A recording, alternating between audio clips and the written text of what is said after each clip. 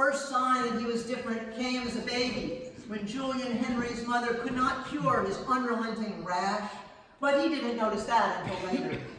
Initially, he remembered wondering what was in her cup. The mysterious substance looked like dirt. He kept pointing his 2-year-old finger, a lazy way to express his curiosity, but his mother, Alice, took it as a sign. She had not been particularly religious before her son's birth, a quiet Presbyterian. But after that first year of trying ointments and remedies with no relief for her baby's scaly skin, she began wondering if she had been cursed. The doctor in town diagnosed him ichthyosis, unsightly, not contagious, no known cure. Alice's sister mentioned the biblical precedent of skin lesions signaling spiritual impurity, though Alice preferred to dwell on Jesus, who had healed the lepers, thus suggesting that Julian, because of his suffering, had a special in with the Lord. That set the stage for the miraculous discovery that he had been sent as an emissary to deliver God's word on earth. Sacrifice, she heard him whisper as she peered into the grounds of her cup. Give up your worldly pleasure that you might better serve the Lord. She gazed at Julian, his arm raised, and realized what she had given birth to after all. She had not been punished. No, she had been divinely chosen. Jesus knew that she would understand Julian's powers, whereas others, like Julian's father with his repulsion to the boy's skin, would completely miss his special gifts.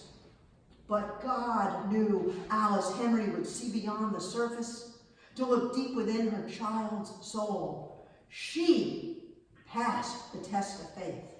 He sent her sister to fool her, to tempt her, to turn away from her own son, but she alone stood with him, casting no aspersions, never surrendering to doubt.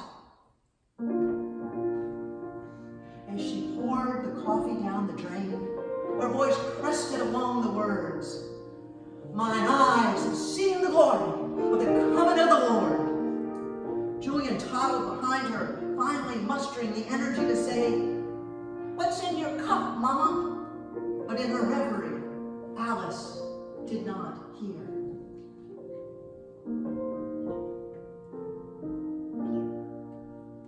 When she first sewed wings made of white felt to his romper, Julian felt special. His mother spent an entire day fitting him, positioning the wings, and brushing his hair.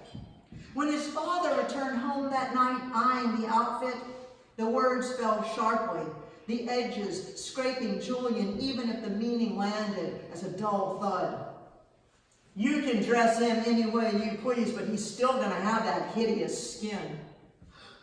His mother shrieked and brought her hand to her mouth. "How dare you speak that way in front of him? Colin, you're awful. He's a child of the Lord." She didn't dare tell him of Julian's powers.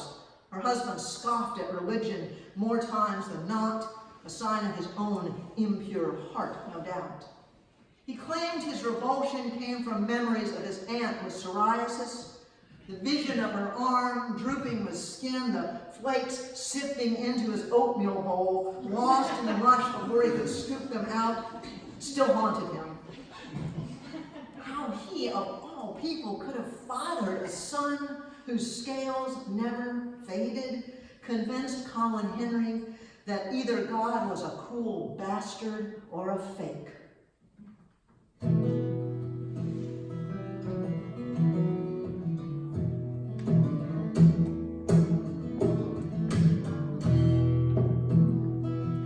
A tiny little baby, born with scaly skin, some saw it as a sign from God or a mark of sin. His mama looked at Jesus, stories she believed. His daddy looked and saw the hideous disease.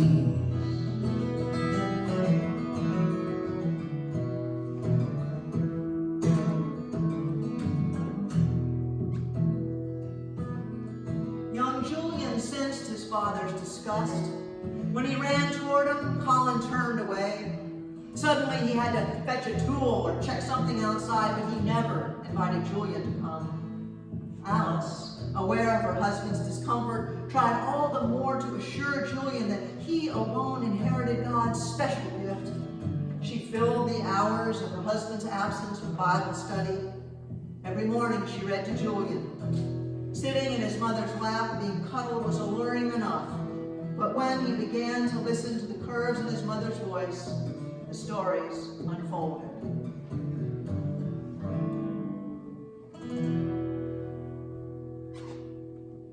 Shortly after Julian turned 4, she dressed him in his angel outfit and took him to a revival meeting at the Pentecostal church on the edge of town. Greeted by the congregants upon their arrival, Alice was quick to tell of her son's prophetic gifts. After that, Alice took Julian to her church, where the pastor encouraged her to share the wealth of God's bounty by taking Julian around. By the time he turned 5 and could recite verses with little prompting, they had visited a dozen church meetings and 2 revivals. At the market, when townspeople recognized him, he cringed, while she smiled with self-satisfaction. His mother never asked if he wanted to wear the costume or ride the streetcar downtown. She simply began each day with Bible verses and a story, and then told him, like their Savior Jesus, he had his own crown of thorns. He liked the words he learned from the Bible, their weight on his tongue, and he liked the pennies and nickels women pressed into his palm as they bent over, their eyes burning holes in his. But on the days he saw other children, he wondered what their lives were like. What did ordinary boys do with their mothers all day? At night, after they had returned home before his father left for work at 10, Julian would sit patiently at the table waiting for his father to ask him about his day. Colin spent as little time around the boy as possible, printing newspapers far into the night, sleeping deep into the day. Unlike his wife, he found nothing symbolic or spiritual about his son. The scales simply reminded him of his aunt and her perpetually flaking skin. Julian knew better than to reach for his father, who would nod to him as if hoisting some reluctant load. His earliest memories were of his father's hands large on his torso, holding him at bay. Julian wondered how his father's embrace would feel. Would he hug harder than his mother did? How would his calloused fingers feel? Because of his skin, Julian preferred the currency of pressure. Squeezes, firm grips, bear hugs, to the caresses and light touch his mother usually offered him. No matter how many conversations he overheard, where his mother urged his father to hug him, to lift him on his shoulders, or carry him to bed, his father refused. If Julian approached him fully clothed, his father might allow him to sit on his lap, balanced precariously on his knee, but the few times Julian tried to snuggle, to let his weight fall into his father's belly or chest, his father quickly shifted him and held him upright. And after a while, Julian simply skirted his father's chair.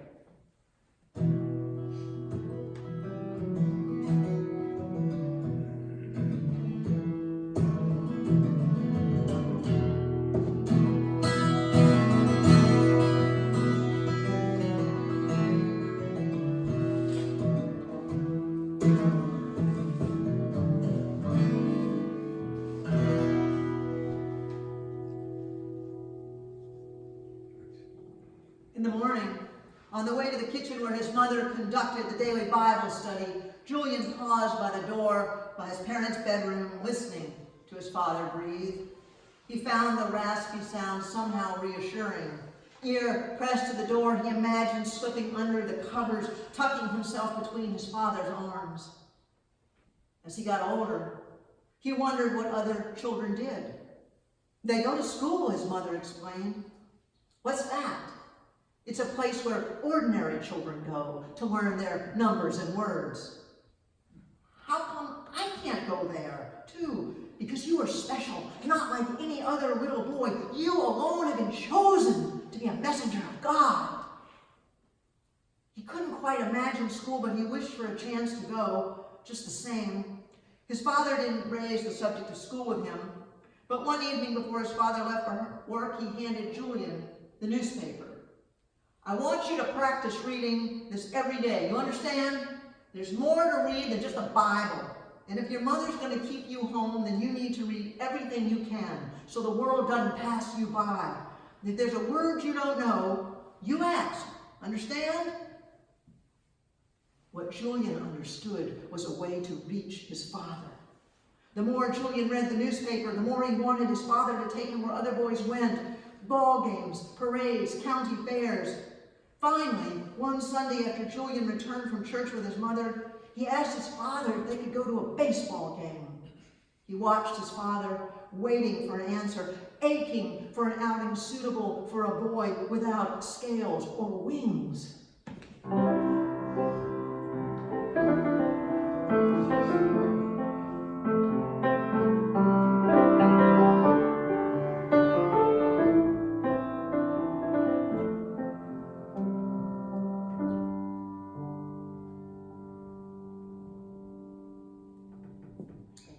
The next Saturday, before they went to see a local team play, his father handed him a cap and insisted he dress warmly.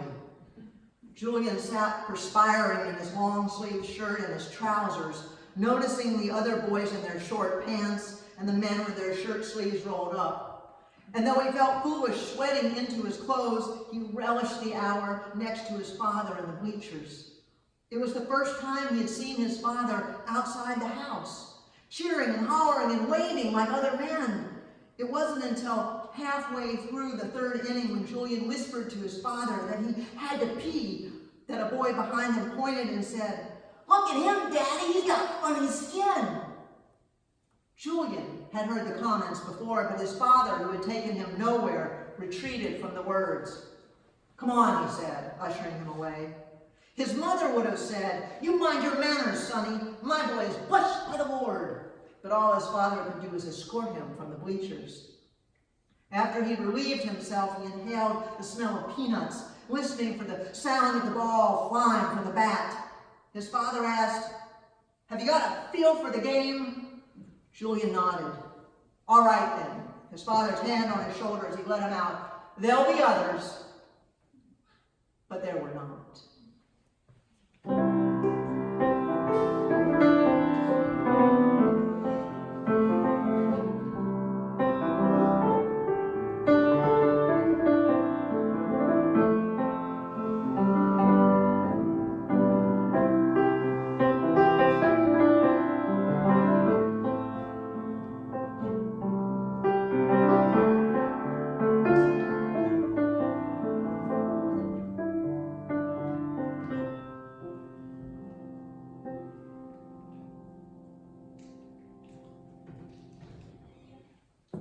The morning Julian turned 7, he woke to his mother's touch, her hand grazing his forehead, then nudging his shoulder. "Wake up, sleepyhead, I've got a surprise for you," she cooed.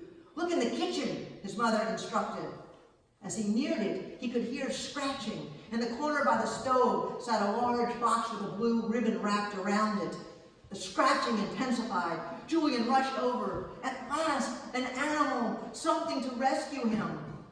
When he opened the box, out popped a black Cocker Spaniel puppy, its nose prodding Julian's fingers, its soft tongue licking his face. Julian ran his lips over the silky ears of the dog, the softness sending water to his eyes. He named the dog Jessie. With no other children to celebrate, the pup alone denoted the changing year. That night, Jessie curled next to Julian in the bed. For the first time in his life, Julian thanked Jesus.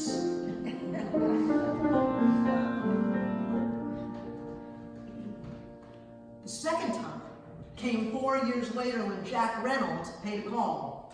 Jessie jumped on his gabardine trousers, leaving dusty paw prints on the tall, sandy-haired man who shooed the dog away. When the man introduced himself as the manager of Kimball's Traveling Emporium, Julian watched his mother's face tighten like a sphincter, unwilling to let anything pass. She had seen the sideshow of a circus once as a child and stood resolute that her son would not become a traveling oddity. Jack Reynolds did his best to explain that they would provide a bigger and better format to showcase her son's powers. Why confine his audience to one town when he could join their circuit and visit 30 towns a year? And no doubt, the Lord had sent him to do justice to such a marvelous child. It would be downright selfish to keep that boy at home, and thousands could be touched by his grace. And how could a God-loving woman such as herself not answer the Lord's call when her son had been doing it for years? Julian listened to the first person he ever heard out-talk his mother, wondering if Jesus had finally sent someone who might rescue him. He arrived at the Emporium and quickly learned that the talker would tell folks about his amazing powers, and for an extra dime, they could speak directly to him and receive a personal message from God. Neither Jack Reynolds nor the owner, Charles Kimball, cared how Julian derived the message each paying customer needed to hear. "You're on speaking terms with Jesus, so just ask him," Jack suggested the morning of the first show. Julian stood on the stage with a man wrapped with serpents, which gave Julian the willies. He decided that anyone that familiar with snakes might just be in cahoots with the devil. So he asked Mr. Reynolds if he could stand at the far end of the stage next to the pair of children with sloped faces and pointy heads. Give me that old-time religion. Give me that old-time religion. Give me that old-time religion. It's good enough for me. Give me that old-time religion. The old-time religion. Give me that old-time religion. It's good enough for me. We will pray to get to heaven. We'll pray to get to heaven. We'll pray to get to heaven. It's good enough for me. Give me that old-time religion. Old-time religion. Give me that old-time religion. It's good enough for me. Give me that old-time religion. Old-time religion. Give me that old-time religion. It's good enough for me.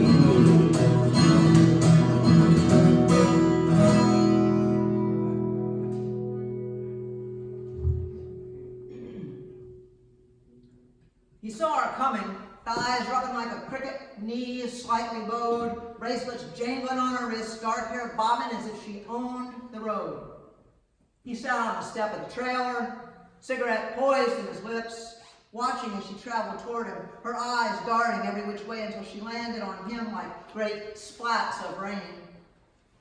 "Well, what have we got here?" She looked him over, squinching her eyes, raising her eyebrows simultaneously. "What are you staring at, shorty? Ain't you ever been in a 10-in-1 show?"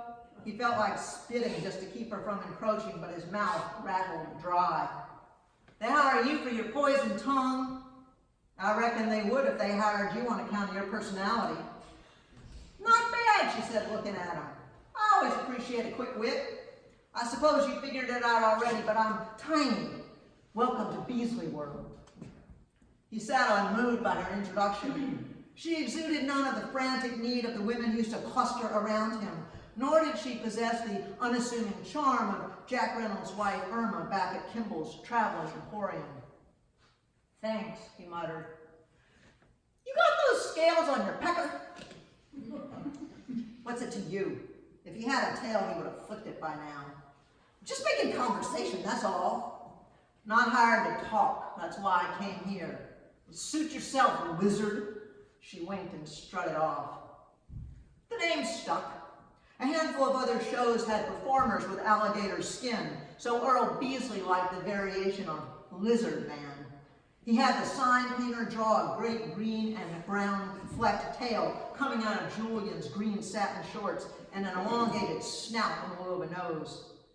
"What'd you paint me like that for?" Julian asked, shocked at the image as it unfurled on the midway. Stan Beasley snorted. "To draw folks in. You ever worked in a sideshow before?" 6 years with Kimball's traveling emporium. Didn't your brother tell you that? Well, what kind of sign did you have there? I was an angel, supposed to receive messages from the Lord. Didn't want to do that here? No, sir. I signed an agreement with you folks. I don't do nothing but get stared at on account of my scaly-ass skin. I'll be out of here tonight if somebody tries anything different. Julian popped up his head and clenched his fist. Personally, I don't cotton to that sign.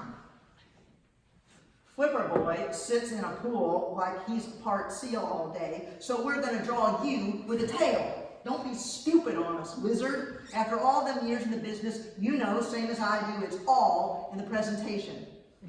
Besides, Beasley continued, half smirking, everybody's prettier on the sign.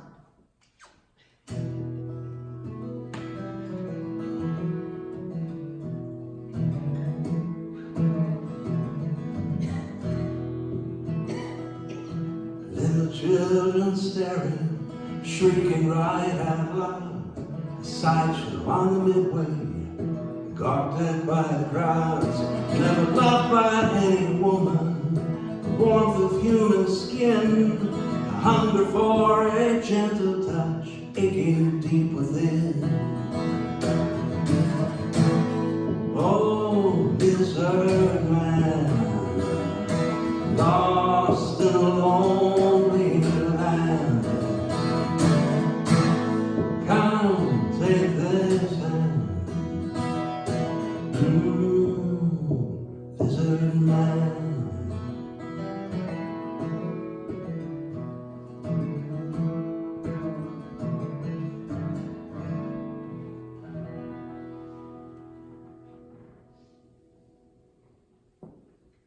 Lizard stood at the edge of the agricultural exhibit hall, the bars emanating from the other side.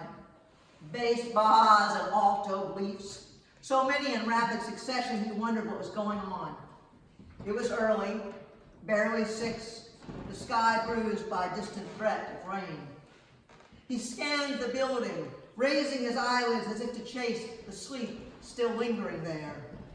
In the far right corner, a corral of sheep huddled, baying at no one in particular as he moved along the outskirts until he could see their faces, coal eyes set in black muzzles and white, following his movements as he neared.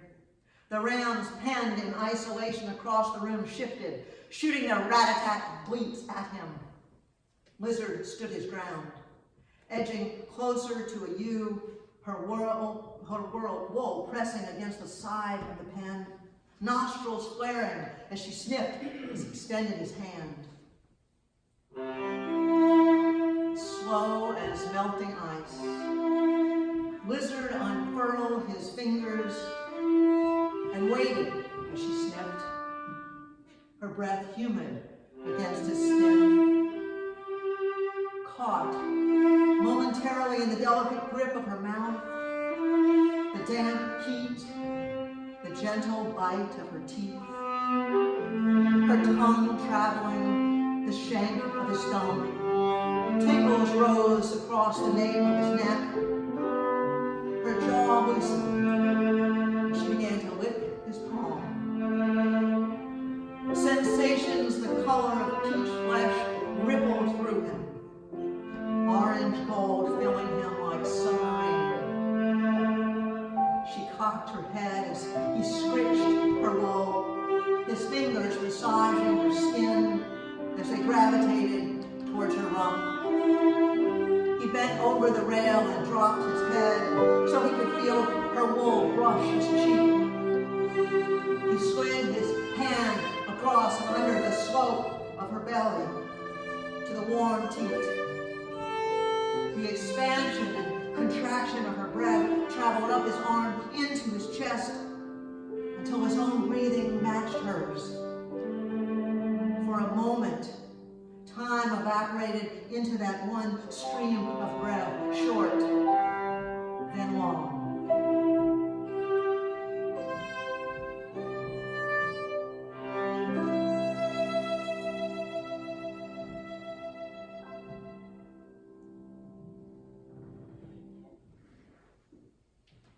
That night, Lizard squatted by the fire, its flames biting the night sky. Tattoo and the strong man stood near him, roasting wieners on a stick. Lizard lifted the bottle of gin next to him and took a sip. "You sure you don't want a wiener?" Tattoo asked. "Yeah, I'm sure." He nursed the gin and lit a cigarette instead. "You get teased when you were a boy?" The strong man, a fellow by Tommy, asked him. "What kind of question is that?" Lizard demanded, his thighs beginning to burn. "I'm just curious. I don't really see where skin like that would be of much interest to people, but I figured young'uns would be apt to say something unkind." He felt the warmth of his early morning encounter flicker and then get swallowed in the center of the flame. "You ever hear of Isaac?" he said, his gaze trained on the fire. "His daddy Abraham was prepared to sacrifice him to show his devotion to God.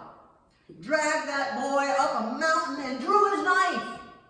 The Lord let Abraham slay a ram instead." He didn't see Tommy roll his eyes at Tattoo. He just held an empty stick over the fire and let it drop, its shape mutating at the whim of the flame. "It's in Genesis chapter 22. An angel appeared, called out to Abraham. Isaac's heart must have been pounding by that time. The Bible never tells you how he felt." "How's that tie into you?" Tattoo asked. "Imagine being lashed down like that by your own father." Lizard drew on his cigarette.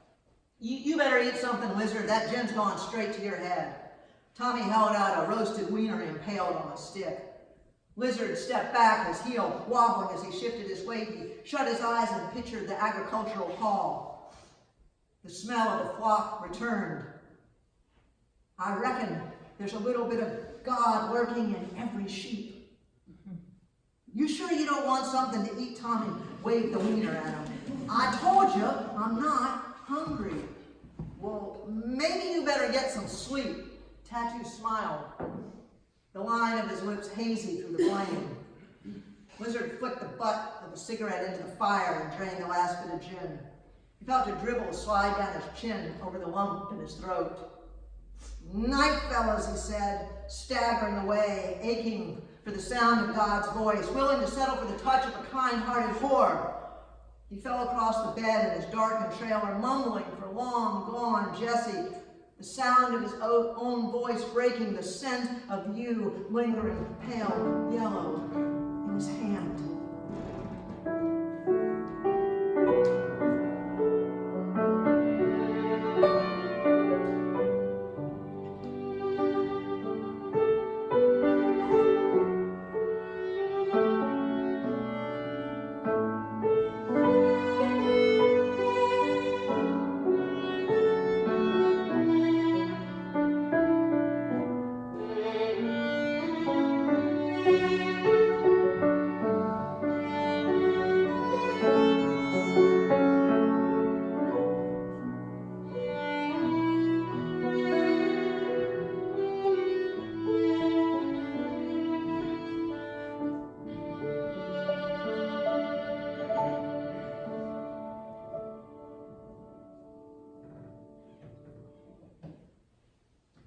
Shortly after Leroy Haynes got hired as the giant, the Beasleys deliberated about his ruse. Tom, the youngest and only devout Beasley brother, declared, "He ain't no Jesus, but he sure could be a long-lost prophet, some kind of angel fallen to earth. Yeah, it's coming to me now. The good Lord sent Leroy to warn the masses, the gentle prophet giant, a latter-day Isaiah." The night after his costume fitting, Leroy sat hunched in his trailer reading the Bible Tom had lent him. He found the book of Isaiah, but wondered if he had to read all the books that came before it in order to understand. He hadn't opened a Bible since childhood, when he still fit in one of those Sunday school desks. Outside, he heard hissing, followed by a man hollering something rude. He let the sounds fall without catching them. The knock on the door a moment later startled him. He shut the Bible and slid it under onto his lap. "Come in," he called, assuming it was a Beasley brother or a tattoo man, since no one else had come to call. The screen door pushed open, and Lizard Man appeared. Leroy felt badly he didn't know his real name. "Good evening," he offered as Lizard Man stepped inside. "I hear you're starting a new act." Leroy nodded, embarrassed to be impersonating a prophet. "Mind if I sit down?" Leroy shook his head, his shame compounded by his lack of manners. "No, of course not. It's nice to have someone come to call." "You only been here a couple of weeks?" 10 days. I had never done anything like this before. What about you? You been performing long?" "Since I was 4. My mama had me in front of all the church lady friends, convinced I was a messenger of God." "So you do this act already?" "Not anymore. I'm just plain Lizard Man now. When I signed on with the Beasleys, I insisted on that." "Why'd your mama think you were an angel?" "Here's her way of accepting my terrible skin. You read the Bible?" Leroy searched Lizard's eyes for judgment. Finally, he shook his head no. "In the Bible, leprosy, skin lesions, stuff like that is nothing but trouble. It's a sign of being spiritually unclean." Now, here was my mama figuring herself a good Christian woman, and out I came with this ugly-ass skin. Far as I can tell, she had 2 choices. Believe she birthed some kind of evil or some kind of good. And she picked the latter and dreamed up her scheme. I was her little messenger from God. Leroy bent closer, as if closer proximity to Lizard's mouth would afford him a better understanding of the words. "You got any religious training?" Lizard asked him. "Not directly. I quit going when I was a boy, but I don't mean to be a blasphemer. I don't want to offend anyone." He looked down at his hands hidden under the table, still clutching the Bible. "Before you got here, I was studying." He pulled out the book, his fingers still marking the place. Lizard nodded toward the text. "You know Isaiah suffered, even though he was good." "What for?" "I'm talking about the second one. There's more than one Isaiah, you know." Leroy didn't, but he nodded anyway. "Why'd he suffer?" "For the sins of others. Like that can make things right again. Through God's grace. Gotta have God's grace in there so folks will be redeemed." "Suffered for no reason, no cause he brought on himself?" "That's right." He looked at Lizard's arm, skin all patchy scales. "You ever feel like he was meant to suffer on account of being different?" "Hell yes. I was no angel, just a scaly little boy." She paraded me around in those angel wings from the time I could walk. I'd been training for the show all of my life. At least now I get paid and I don't pretend to hear anything from God. "But you know all about the Bible." Leroy extended it to Lizard, who took it. He flipped through the pages until he stopped and read. "So marred was his appearance, beyond human semblance, and his form beyond that of mortals. So he shall startle many nations. Kings shall shut their mouths because of him, for that which they had not been told. Then they shall see."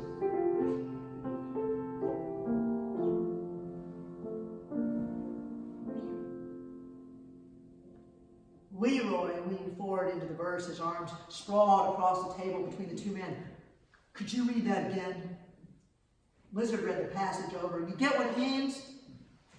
"He was ugly, kind of odd, beyond that of mortals.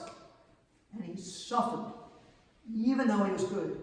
Yeah, God's a pisser, but then he might go and serve you up grace."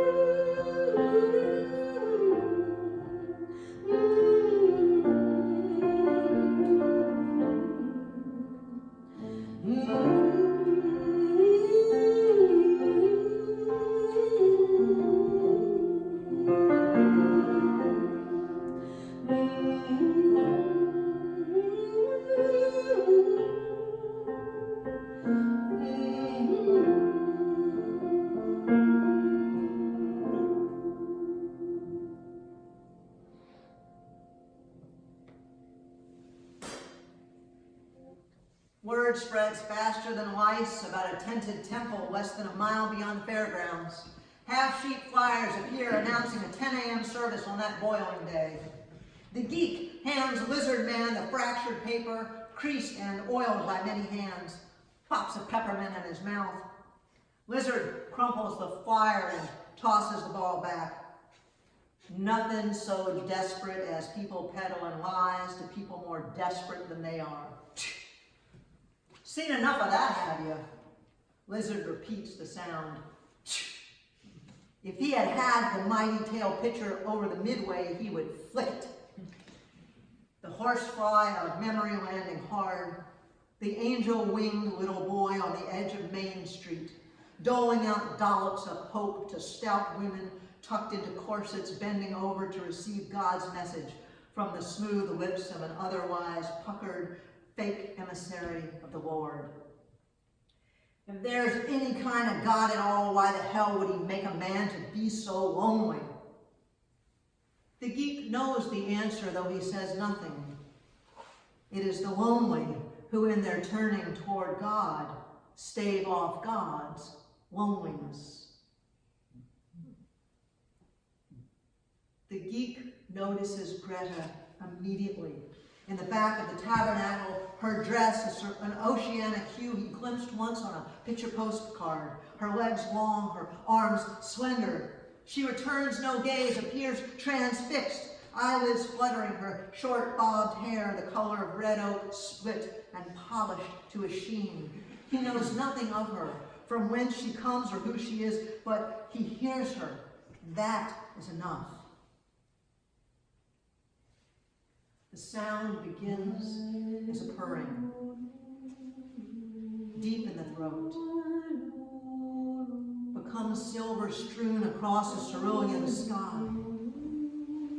Syllables indistinguishable in their unfamiliarity penetrate his chest. His inhalation slow, her song filling his lungs, he savors its presence, reluctant to exhale. The notes fill him in a way both reassuring and terrifying, for he has never felt this way before, known.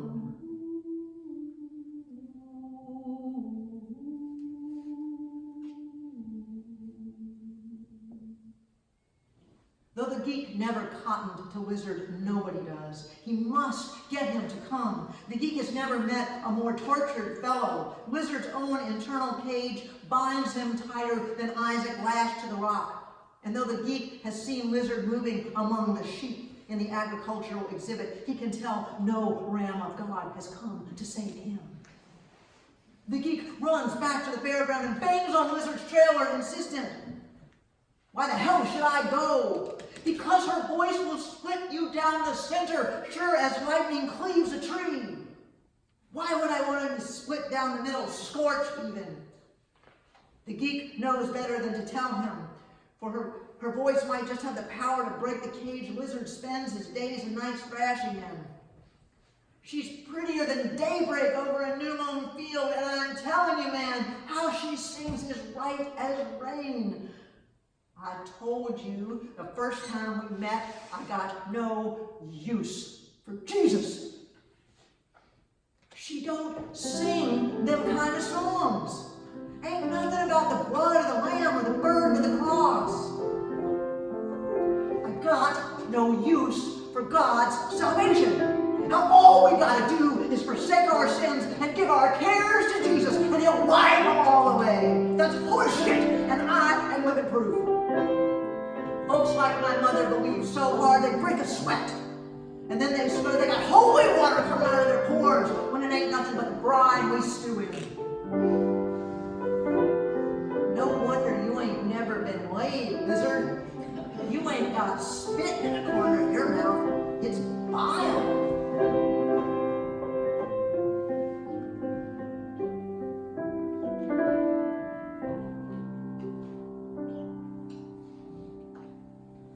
That's rich, coming from a man who bites the head off a live chicken. Hell, I split a man's throat. I can be one nasty critter worse than a pack of raccoons under the porch.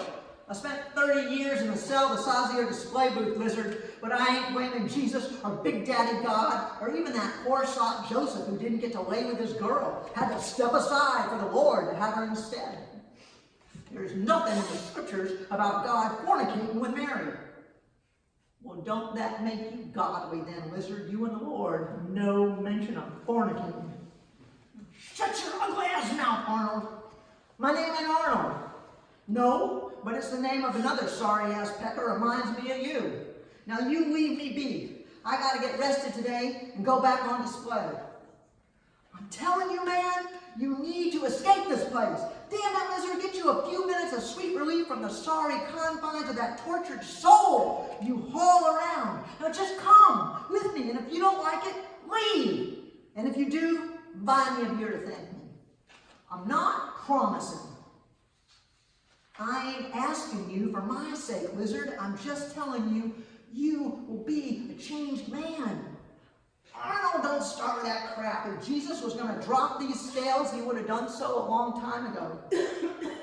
I don't know about that holy book backwards and forwards and sideways like you do, but I could swear the only scales he made fall were on some fella's eyes.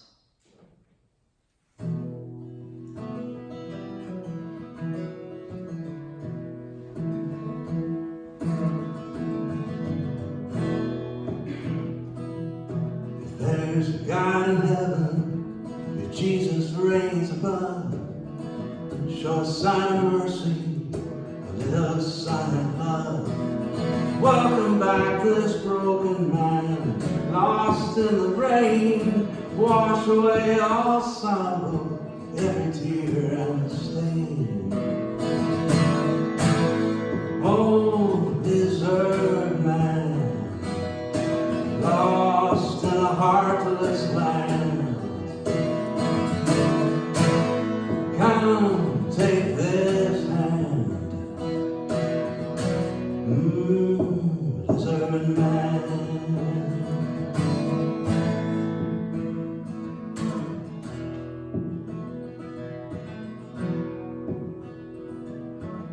Because he isn't up 30 cents in a Sunday morning card game, Lizard grabs his hat, felt fedora, gray as a rain-soaked sky with a black band smooth against his forehead, and follows the geek out of the fairgrounds without saying a word. The space where the flaps don't hang slow his breathing. Geek didn't lie. Doesn't look like a church at all.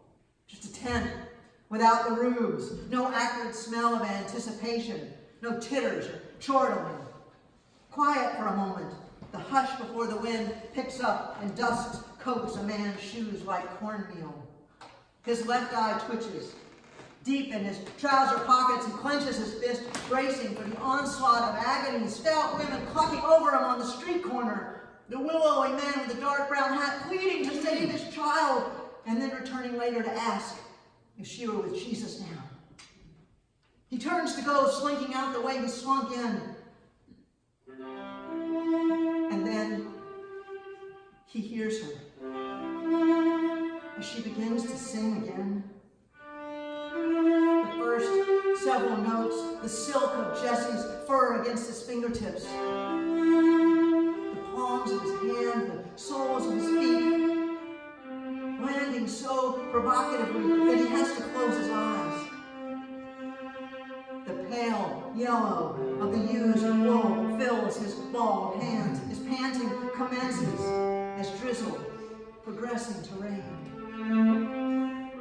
Mouth open, lips dry. He breathes the sound deeper into his body, chest, belly, loins, tightening and releasing in a way so unnerving he checks his fly, thankfully flat and dry. But if it isn't that, what is causing the shudder that mesmerizes him?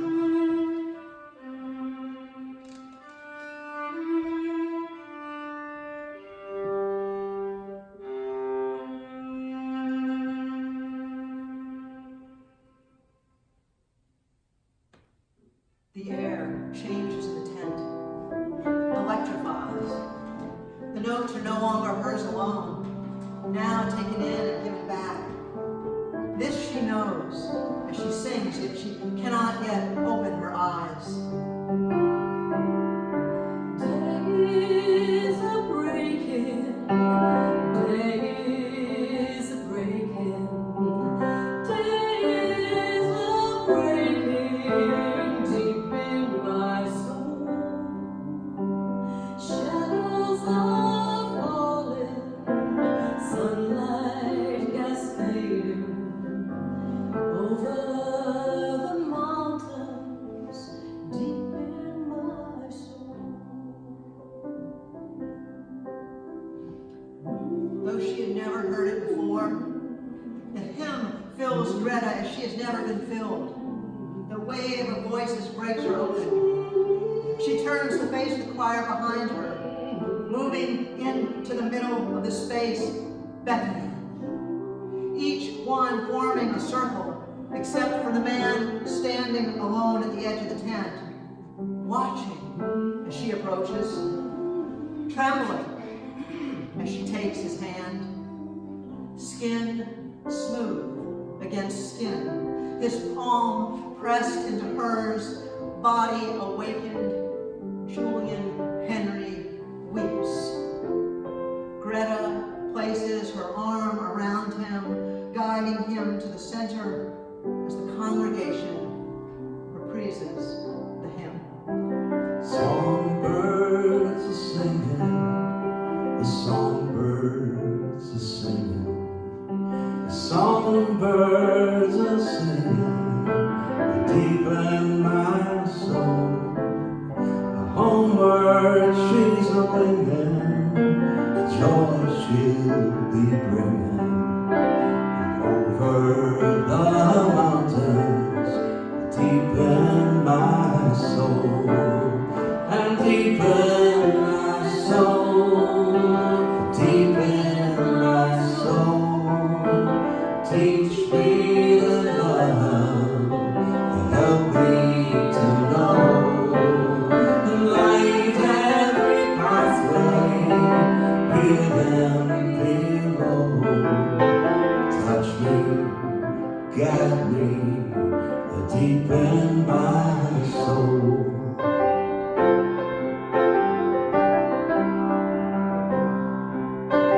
Rivers are rolling, rivers are rolling, rivers are rolling deep in my soul.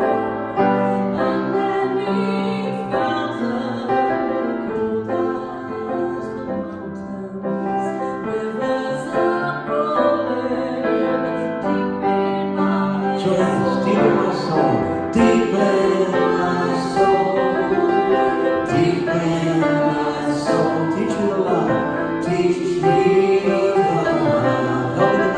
Help me to know, light every pathway, and hear them below. Touch me, guide me, deep in my soul.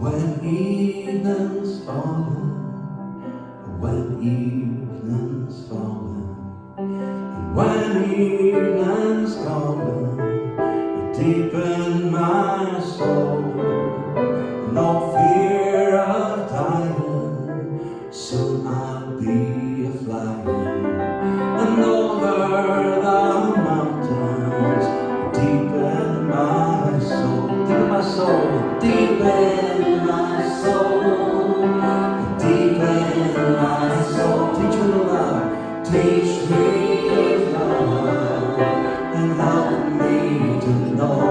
Light every pathway,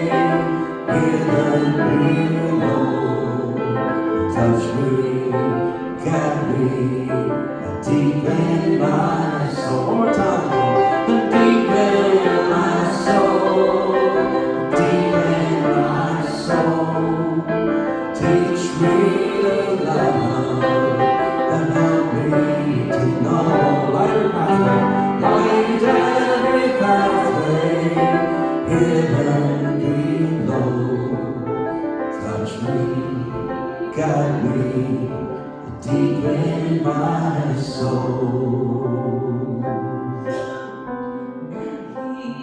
Here beside me, shine deep inside me, touch me and guide me.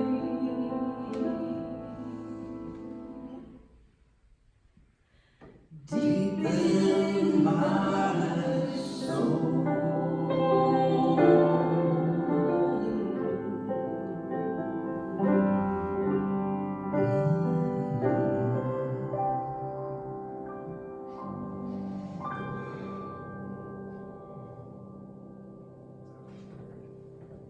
Amen.